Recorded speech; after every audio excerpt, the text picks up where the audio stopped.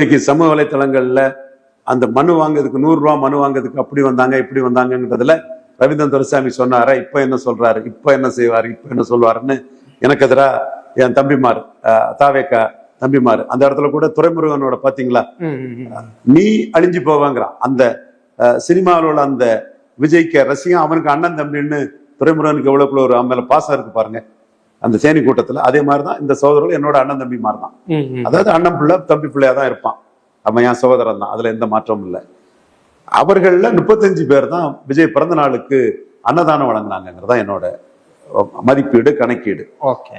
சீனர் அப்புன்னு, Velmurugan, ECR Saravanan, Pudukkottai பர்வேசு, Karaikudi doctor, இப்படி ஒரு 35 பேர் தான் வணங்கினாங்க. இந்த பேருக்கு சொல்றேன், இன்னும் லிஸ்ட் எடுத்தாங்கன்னா 35 பேருமே சொல்லலாம். அதுக்கு சொல்லலாம். அவங்கள வந்து 50,000 ரூபாய் விஜய் பேரை சொல்லி எளிய மக்களுக்கு அன்னதானம் கொடுத்தது யாருன்னாலும் நம்ம அதை பாராட்டுறோம்.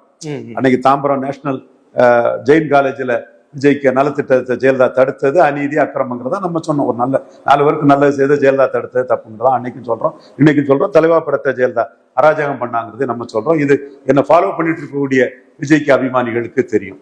இந்த இடத்துக்குள்ள அந்த 35 பேரையும் நம்ம பாராட்டுறோம். மீதி சுமார் 200 தொகுதிக்குள்ள அன்னதானம் வழங்கப்படல. விஜய் நம்பி 50,000 ரூபாய் செலவழிக்கிறதுக்கு அன்னைக்கு யாரும் இல்லை. இதுதான் பொசிஷன். அதுக்கு பிறகு நீங்க உங்களை ப்ரொமோட் பண்றீங்க. நீங்க 2024 மக்களவை தேர்தல் வரும்போது உங்கள்கிட்ட 39 மக்களவை கேண்டிடேட் இல்லாதனால நாங்க எங்களுக்கு 26 சட்டமன்றம் தான் சொல்லிக்கிட்டு கேண்டிடேட் போடல.